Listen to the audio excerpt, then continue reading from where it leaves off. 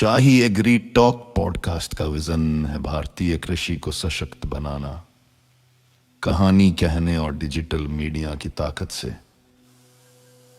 हम उन आवाजों और कहानियों को सामने लाते हैं जो अक्सर अनसुनी रह जाती हैं, ताकि हर भारतीय को ज्ञान और प्रेरणा मिल सके। जागरूकता और उत्साह के माध्यम से हम कृषि को भविष्य की ओर ले जाना चाहते हैं और भारत को हाईटेक खेती के क्षेत्र में वैश्विक अग्रणी बनाना चाहते हैं। आज की चर्चा एक ऐसी कहानी से शुरू करते हैं जो वाकई सोचने पर मजबूर करती है। जरा सोचिए, एक कामयाब आईटी सीईओ 23 साल के शानदार करियर के बाद सब कुछ छोड़कर भारत लौट आते हैं। क्या करने? खेती करने। जी हाँ, बिल्कुल। और वो भी कोई ऐसी वैसी खेती नहीं। सही कहा, वो भी मोरिंगा की, जिसे हम सहजन भी कहते हैं, मतलब एक असली सुपरफूड। आज हम श्री बसवराज हिरेमथ, जिन्हें अब मोरिंगा मैन ऑफ इंडिया भी कहा जाता है, उनके एक यूट्यूब इंटरव्यू से मिली जानकारी पर थोड़ी गहराई से बात करेंगे। हाँ, उनकी कहानी काफी दिलचस्प है। हमारा मकसद है उनकी इस अनोखी यात्रा को समझना, इस चमत्कारी पेड़ के पीछे के फायदे क्या हैं वो जानना, और सबसे जरूरी इसे जैविक तरीके से उगाने की असलियत क्या है उसे समझना। तो चलिए शुरू करते हैं। तो पहला सवाल मन में यही आता है कि कोई 23 साल आईटी में, वो भी सीईओ के पद पर रहने के बाद अचानक खेती की तरफ क्यों? ये कहानी शुरू होती सियाटल से। हाँ, ये वाला हिस्सा बड़ा रोचक है। बसवराज जी अपने काम से पहली बार अमेरिका गए थे। शुक्रवार शाम को सियाटल पहुंचे। वीकेंड था, अकेले थे, तो इंटरनेट पर यूं ही अपना गांव बुदगुम्पा सर्च करने लगे। अच्छा। गांव तो नहीं मिला, पर जब उन्होंने अपने जिले रायचूर के बारे में सर्च किया तो कुछ ऐसा दिखा जिसने उन्हें एकदम हिला दिया। WHO और यूनिसेफ की रिपोर्ट्स थी, जिनमें लिखा था कि रायचूर दुनिया के उन इलाकों में है जहां कुपोषण मतलब मैलन्यूट्रिशन सबसे ज्यादा है। वो पढ़कर एकदम सन्न रह गए कि उनके अपने घर के पास इतनी बड़ी समस्या। ये तो वाकई चौंकाने वाली बात रही होगी उनके लिए। और बस कहते हैं ना, उसी पल एक विचार आया कि यहाँ सुपरफूड्स की सख्त जरूरत है। ये सिर्फ एक ख्याल नहीं था, ये एक मिशन जैसा बन गया उनके लिए कि इस समस्या का हल निकालना ही है। और यहाँ दिलचस्प बात ये है कि कैसे एक अचानक मिली जानकारी ने एक लंबे सफर की, एक संकल्प की नींव रखी। ये कोई रातों रात लिया फैसला नहीं था। हाँ, सही। आईटी में काम करते हुए भी लगभग 15 साल तक वो इस पर सोचते रहे, रिसर्च करते रहे कि क्या किया जा सकता है। अपनी जड़ों से जुड़कर कुपोषण के खिलाफ कुछ करने का ये इरादा धीरे धीरे मजबूत होता गया। 15 साल। जी। और आखिरकार उन्होंने मोरिंगा को चुना। क्यों? क्योंकि ये एक ऐसा सुपरफूड था जो उनके इलाके रायचूर की गर्म और सूखी जलवायु के लिए एकदम, जिसे कहते हैं ना, परफेक्ट था। अच्छा। तो ये दिखाता है कि कैसे एक पर्सनल कनेक्शन और सही जानकारी मिलकर एक बड़े सामाजिक बदलाव की वजह बन सकती है। बिल्कुल। और जब वो आखिरकार 2015 में भारत लौटे तो उनके इरादे एकदम साफ थे। 3 मुख्य लक्ष्य थे उनके सामने। पहला, जहर मुक्त यानी पूरी तरह से जैविक ऑर्गेनिक भोजन उगाना। बिल्कुल। दूसरा, अपने इलाके से कुपोषण को जड़ से मिटाना। हाँ, जो उन्होंने रिपोर्ट्स में देखा था। बिल्कुल। और तीसरा, जो सूखाग्रस्त जमीन बेकार पड़ी है उसे उपजाऊ बनाना, फायदेमंद बनाना, और साथ ही गांव की महिलाओं को रोजगार देना। लेकिन ये कहना आसान है, करना मुश्किल। खासकर जैविक खेती के लिए सही जमीन ढूंढना, ये अपने आप में एक बड़ी चुनौती रही होगी। हाँ, उन्होंने बताया कि लगभग 1 साल तक वो ऐसी जमीन खोजते रहे जहां आसपास कोई फैक्ट्री ना हो, कोई सड़क ना हो, दूसरे खेतों से केमिकल वाला पानी या हवा ना आए। हवा, पानी, मिट्टी सब कुछ एकदम शुद्ध चाहिए था। सही बात है। ऑर्गेनिक सर्टिफिकेशन के लिए ये सब बहुत जरूरी होता है। ये पहला और सबसे महत्वपूर्ण कदम है। और उनकी ये मेहनत रंग लाई। न सिर्फ उन्हें भारत में, बल्कि अमेरिका, यूरोप, जापान जैसे देशों से भी ऑर्गेनिक सर्टिफिकेशन मिले, जहां मानक बहुत सख्त होते हैं। ये तो बड़ी बात है। लेकिन मेरे ख्याल से इससे भी बड़ी उपलब्धि शायद ये रही कि जब उन्होंने कोप्पल जिले में मोरिंगा के जरिए कुपोषण मिटाने के लिए कुछ ट्रायल्स किए। हाँ, उसका जिक्र था। पड़े। और शायद इसीलिए उन्हें मोरिंगा मैन ऑफ इंडिया कहा जाने लगा। वाकई। चलिए अब उस सवाल पर आते हैं जो शायद सभी के मन में होगा। आखिर मोरिंगा में ऐसा क्या खास है? इसे मिरेकल ट्री, चमत्कारी पेड़ क्यों कहते हैं? यहाँ तक कि स्रोत में जिक्र है कि वेदों में से ब्रह्म वृक्ष कहा गया है। कहाँ? और इसकी वजह है इसके अंदर छुपे पोषक तत्व, एक खजाना है ये। अंदाजा लगाइए, एक ही पेड़ में 300 से ज्यादा बायोएक्टिव कंपाउंड्स, अनेकों तरह के एंटीऑक्सीडेंट्स करीब 46 बताए गए हैं। 46? जी हाँ। सूजन कम करने वाले तत्व लगभग 32, एंटी इन्फ्लेमेटरी, सभी जरूरी अमीनो एसिड्स पूरे 18, और विटामिन और मिनरल्स की तो जैसे भरमार है। Zinc, potassium, magnesium, calcium, iron और vitamin A, B complex, C, D, E, K, सब कुछ सप्लीमेंट है समझ लीजिए। इसकी फायदों की लिस्ट तो काफी लंबी है, लेकिन कुछ मुख्य बातों पर ध्यान देना जरूरी है। हाँ, बताइए। सबसे पहले ये हमारी इम्यूनिटी यानी रोगों से लड़ने की ताकत उसे मजबूत करता है। इसमें एंटीवायरल गुण भी पाए जाते हैं जो आजकल के समय में बहुत महत्वपूर्ण है। इम्यूनिटी तो सबसे जरूरी है। और क्या है इसके मुख्य फायदे? दूसरा बड़ा फायदा है डायबिटीज के प्रबंधन में। ये लिवर और पैंक्रियास की सेहत को सुधार कर इंसुलिन के उत्पादन को बेहतर बनाने में मदद कर सकता है। स्रोत में ये सलाह थी कि शुरुआत में 3 महीने लगातार लेना फायदेमंद हो सकता है, उसके बाद जरूरत के हिसाब से। अच्छा, मतलब ये मेटाबॉलिज्म पर काम करता है। और पाचन के लिए कैसा है? हाँ, तीसरा अहम फायदा है पाचन तंत्र और पेट के स्वास्थ्य के लिए, जिसे आजकल गट हेल्थ कहते हैं ना, ये उसे सुधारता है।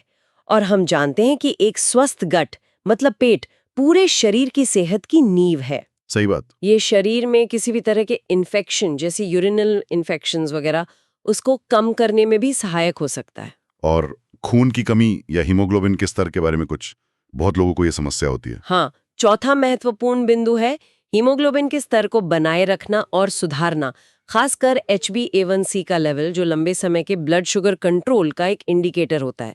इसके अलावा ये नर्वस सिस्टम यानी हमारे तंत्रिका तंत्र और हड्डियों को भी मजबूती देता है। वाह, ये तो कमाल है। मतलब हड्डियों और नसों के लिए भी अच्छा है। और भी कुछ खास? पांचवा, डिटॉक्सिफिकेशन मतलब शरीर की सफाई। ये शरीर से हानिकारक टॉक्सिन्स को बाहर निकालने में मदद करता है। हालांकि स्रोत में ये भी बताया गया है कि शुरुआत में अगर ज्यादा डोज लें तो कुछ लोगों को लूज मोशन या उल्टी हो सकती है, ओह! जो शायद शरीर की सफाई प्रक्रिया का ही एक हिस्सा हो। डरने वाली बात नहीं। और क्या ये लिवर के लिए भी अच्छा है? आजकल फैटी लिवर की समस्या काफी सुन रहे हैं। हाँ, बिल्कुल। छठा फायदा लिवर के स्वास्थ्य से जुड़ा है। ये फैटी लिवर जैसी समस्याओं से बचाव में मदद कर सकता है। सातवां, हार्मोनल संतुलन बनाए रखने में भी इसकी भूमिका बताई गई है, जो खासकर महिलाओं के लिए बहुत फायदेमंद हो सकता है। अच्छा, वजन कम करने या बढ़ाने में भी इसका कोई रोल है? लोग अक्सर पूछते हैं। आठवां फायदा वजन प्रबंधन से जुड़ा है, लेकिन ये थोड़ा अलग तरीके से काम करता है। ये शरीर की जरूरत के हिसाब से मांसपेशियों को बनाने में यानी मसल गेन में मदद करता है। ये सिर्फ वजन घटाता या बढ़ाता नहीं है। समझ गया। नौवां, त्वचा के स्वास्थ्य के लिए भी ये बहुत लाभकारी है। इसमें एंटी एजिंग गुण होते हैं और इसका जो बीज का तेल होता है ना, वो तो त्वचा रोगों के लिए विशेष रूप से फायदेमंद माना जाता है। इतने सारे फायदे, लिस्ट तो खत्म ही नहीं हो रही। हाँ, कुछ और भी है, जैसे किडनी स्टोन को निकालने में मदद करना, बालों का झड़ना कम करना, आंखों की रोशनी बेहतर करना, हृदय स्वास्थ्य यानी ब्लड प्रेशर को कंट्रोल में रखना, और यहाँ तक के मानसिक शांति और तनाव कम करने में भी इसके फायदे बताए गए हैं। तो वाकई इतने सारे गुण एक ही पेड़ में होना इसे चमत्कारी बनाता है। सच में। स्रोत में ये भी जिक्र आता है कि विराट कोहली और प्रधानमंत्री मोदी जैसे जाने माने लोग भी इसका सेवन करते हैं। और सबसे अच्छी बात ये लगती है कि ये लगभग हर उम्र के लिए फायदेमंद है। 6 महीने के बच्चे से लेकर बुजुर्गों तक सभी इसका लाभ उठा सकते हैं। ये बाजार में मिलने वाले सिंथेटिक सप्लीमेंट्स का एक बेहतरीन प्राकृतिक विकल्प है। बिल्कुल। बसवराज जी का वो किस्सा भी बड़ा दिलचस्प है, जो उनके जमीनी अनुभव को दिखाता है। उन्होंने खुद कहते हैं 3 साल तक गांव-गांव जाकर लोगों को मोरिंगा पाउडर दिया और उनके स्वास्थ्य पर क्या असर पड़ रहा है उसे बारीकी से नोट किया। हाँ, ये प्रैक्टिकल अनुभव उनके विश्वास को और पुख्ता करता है कि वो सही रास्ते पर हैं। चलिए अब बात करते हैं इसे उगाने के व्यावहारिक पहलुओं की, मतलब खेती की हकीकत क्या है। बसवराज जी ने स्रोत में भारतीय कृषि के मौजूदा तरीकों पर कुछ चिंताएं भी जाहिर की हैं। हाँ, कीटनाशकों को लेकर। हाँ, उनका कहना है कि यूरोप में लगभग 770 कीटनाशक बैन हैं, लेकिन हमारे यहाँ उनका इस्तेमाल धड़ल्ले से हो रहा है। यूरिया और DAP जैसे रासायनिक खादों के ज्यादा इस्तेमाल से जमीन कठोर होती जा रही है, उसकी उपजाऊ शक्ति कम हो रही है। इसी वजह से वो जैविक खेती पर इतना जोर देते हैं। और जैविक तरीके से मोरिंगा उगाना, जैसा मैंने पहले कहा, कोई आसान काम नहीं है। इसके लिए कुछ खास बातों का ध्यान रखना पड़ता है। सबसे पहले बात करते हैं जमीन और जलवायु की। हाँ, ये जरूरी है। मोरिंगा को सूखा पसंद है। इसे तेज धूप चाहिए। जितनी ज्यादा धूप उतने ही अच्छे इसके औषधीय गुण। नमी कम होनी चाहिए और पानी तो बहुत ही कम, 7 से 10 दिन में बस एक बार। मिट्टी अगर रेतीली हो तो ज्यादा अच्छा। जहां ज्यादा बारिश होती है या मिट्टी चिकनी है वहां मोरिंगा उगाना मुश्किल है। तापमान कैसा होना चाहिए और कौन से इलाके भारत में इसके लिए अच्छे हैं? तापमान 18 से 50 डिग्री सेल्सियस तक ये झेल लेता है, लेकिन 24 डिग्री से ऊपर का तापमान इसके लिए सबसे अच्छा माना जाता है। इस लिहाज से राजस्थान, उत्तरी कर्नाटक जैसे कम बारिश वाले गर्म इलाके इसके लिए काफी अच्छे हैं। एक और बात, वो जैविक सर्टिफिकेशन का खर्चा काफी होता है, तो स्रोत में सलाह दी गई है कि अगर व्यावसायिक खेती करनी है, मतलब बेचने के लिए, तो कम से कम 10 एकड़ से शुरुआत करना ठीक रहता है। और जमीन का प्रदूषण मुक्त होना तो खैर पहली शर्त है ही। और खाद पानी का इंतजाम कैसे होता है जैविक खेती में, जब केमिकल नहीं डालने हैं तो? बिल्कुल नहीं, खाद और कीटनाशक सब कुछ पूरी तरह से जैविक। स्रोत में गाय के गोबर और गोमूत्र से बने मिश्रणों जैसे जीवामृत और गोकृपामृत, इनके इस्तेमाल की सलाह दी गई है। अच्छा, पारंपरिक तरीके। हाँ, और साथ ही वेस्ट डिकम्पोजर का भी जिक्र है, जो जैविक कचरे को खाद में बदलने की प्रक्रिया तेज करता है। इनसे लागत लगभग शून्य हो जाती है और जमीन की सेहत भी सुधरती है। ये तो बहुत अच्छा है, लागत भी कम और जमीन भी अच्छी। अच्छा, कौन सी किस्म लगानी चाहिए और क्या पेड़ का हर हिस्सा काम आता है, ये भी बताएं। हाँ, किस्म का चुनाव इस बात पर निर्भर करता है कि आपका मुख्य उद्देश्य क्या है। अगर ज्यादा पत्तियां चाहिए जिनमें पोषण भरपूर हो तो PKM1 जैसी किस्में अच्छी हैं। ओके। और अगर सहजन की फली यानी ड्रमस्टिक ज्यादा चाहिए तो ODC या भाग्या जैसी किस्में बेहतर रहती हैं। जरूरी यह है कि बीज अच्छी क्वालिटी का, नॉन GMO और जैविक तरीके से उगाया गया हो। ये विश्वविद्यालयों या भरोसेमंद स्रोतों से ही लेना चाहिए। और जहां तक उपयोग की बात है, मोरिंगा का सचमुच जड़ से लेकर बीज तक सब कुछ काम का है। पत्तियां तो मुख्य उत्पाद हैं ही पोषक तत्वों से भरपूर। फूलों का इस्तेमाल हार्मोनल संतुलन के लिए होता है। ड्रमस्टिक सब्जी के रूप में खाई जाती है। और बीज से निकलने वाला तेल बहुत कीमती होता है। स्रोत में इसका थोक भाव 18,000 रुपए प्रति किलो तक बताया गया है। यहाँ तक कि जड़ और छाल का भी अपना औषधीय महत्व है, मतलब कुछ भी बेकार नहीं जाता। वाह, 18,000 रुपए किलो। अच्छा, इसे लगाते कैसे हैं, बीज से या पौधे से, और कटाई कब और कैसे होती है? दोनों तरीके हैं। सीधे बीज भी बो सकते हैं। बीजों को करीब 4 घंटे भिगोकर उन पर गोबर लगाकर बोया जाता है। बस मॉनसून में ऐसा करने से बचने को कहा गया है। या फिर नर्सरी में तैयार किए गए छोटे पौधे भी लगा सकते हैं। और कटाई? पत्तियों की पहली कटाई करीब 3 महीने में हो जाती है। उसके बाद हर 2 महीने में पत्तियां काटी जा सकती हैं। इसके लिए पौधे की छंटाई करनी पड़ती है, जिससे नई पत्तियां आती रहें। अगर ड्रमस्टिक के लिए उगा रहे हैं तो पहली फसल 7-9 महीने में मिलती है, और फिर साल दर साल ड्रमस्टिक वाले पौधों की भी सही समय पर छंटाई बहुत जरूरी है। खेती में घनत्व यानी डेंसिटी का भी जिक्र था, ultra high, medium, low density. इनमें क्या फर्क है और कौन सा बेहतर है? हाँ, ये जरूरी पहलू है। अल्ट्रा हाई डेंसिटी में 1 एकड़ में बहुत ज्यादा, करीब 10,000 पौधे तक लगा देते हैं।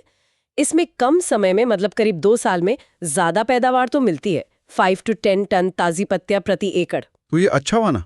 लेकिन इसमें लागत और मेहनत, खासकर खरपतवार और कीटों को कंट्रोल करने में बहुत ज्यादा लगती है। मीडियम डेंसिटी में थोड़े कम, लगभग 600 पौधे प्रति एकड़ होते हैं। और बसवराज जी कौन सा तरीका अपनाते हैं? बसवराज जी खुद लो डेंसिटी वाला तरीका अपनाते हैं, जिसमें 1 एकड़ में करीब 350 पौधे लगाते हैं, 10 by 10 फीट की दूरी पर। उनका मानना है कि इससे पौधों को हवा और धूप अच्छी मिलती है, मैनेजमेंट आसान होता है, यहाँ तक कि खरपतवार हटाने के लिए छोटा ट्रैक्टर भी चला सकते हैं। मतलब गुणवत्ता पर ज्यादा ध्यान रहता है। समझ गया। अब आते हैं सबसे अहम मुद्दे पर, पैसा। जैविक मोरिंगा पत्तियों की खेती से कितनी कमाई हो सकती है, लागत कितनी आती है? इचिन लक्ष्य ले रख रहा जी कि 1 एकड़ से साल में कम से कम 5 टन ताजी पत्तियां मिलें। अब ये ताजी पत्तियां हैं, इनमें पानी बहुत होता है, करीब 80-82%। तो सूखने के बाद ये करीब 1 टन यानी 1000 किलो सूखी पत्तियां बनती हैं। अच्छा, 5 टन का 1 टन रह जाता है। हाँ, अब लागत की बात करें तो जैविक खेती में प्रति एकड़ 40,000 से 80,000 तक का सालाना खर्चा आ सकता है। बसवराज जी की लागत थोड़ी ज्यादा, करीब 70-80 हज़ार इसलिए बताई गई क्योंकि वो क्वालिटी पर बहुत ध्यान देते हैं और सिर्फ अच्छी पत्तियां ही हाथ से तुड़वाते हैं। ठीक है। और कमाई? कमाई की बात करें तो सूखी जैविक मोरिंगा पत्तियों का थोक भाव आजकल 150 से 400 रुपए प्रति किलो या उससे भी ज्यादा मिल रहा है और मांग बढ़ने से भाव बढ़ ही रहा है।